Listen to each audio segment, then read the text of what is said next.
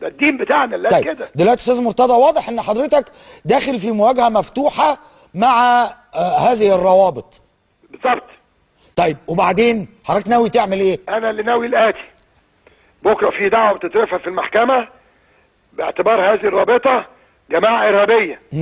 واذا كان ليها قيادات، القانون بيقول القيادات والمنتمين ليهم، تاني كل الاسماء معروفه، القيادات والمنتمين العقوبه الاعدام والسجن المشدد. ده مش انا اللي بقول يا جمال، ده القانون.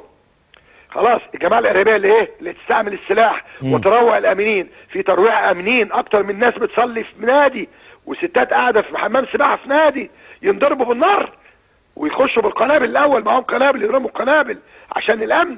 والنهارده يطلعوا بيان يقول لك الفار المذعور. مذعور مين؟ رحت النادي؟ انتوا اللي جبلات وهربانين. سيد مشارك فين؟ هربان، لابس طرحه وهربان، واحمد شبرا هربان.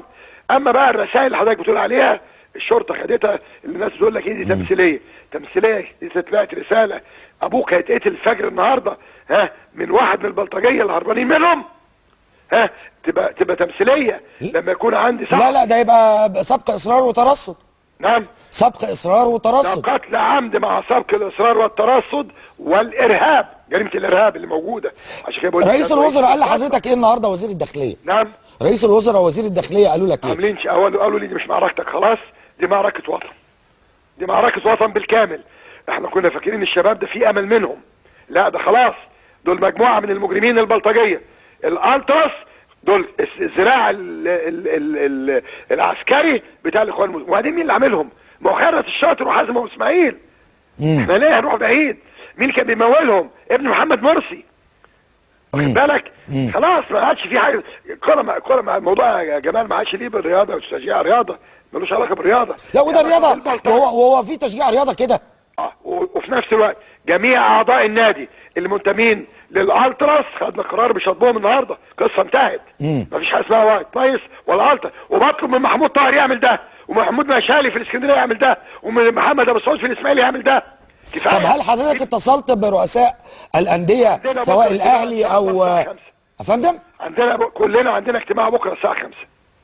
هتطرح عليهم اي فكره؟ كلهم كلموني. يا استاذ الفاضل، ده رئيس نادي الهلال السوداني طلبني، كل رؤساء الانديه العربيه طلبوني. القصه ما عادش مرتضى، القصه الرياضه اللي فيها دم. الرياضه بقى فيها دم. خلاص هذه الظاهره يا الموت يا السجن.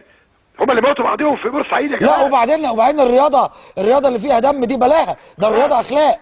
وبعدين ايه؟ يطلع واحد مذيع يقول لك عايزين نتحاور. تحاور مع مين؟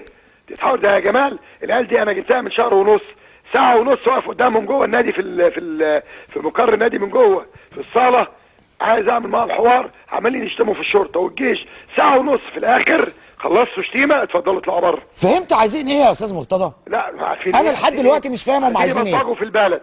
عارف دول مين يا جمال؟ دول اللي بيبلطجوا في الجامعه، دول اللي حاروا الازهر. خلي بالك. هم دول اللي بيفجروا الكباري، هم دول في كل مكان، هم دول القذره، اولاد القذره اللي بيشتموا على الحيطان، هم دول. لا حوار معهم، انتهى.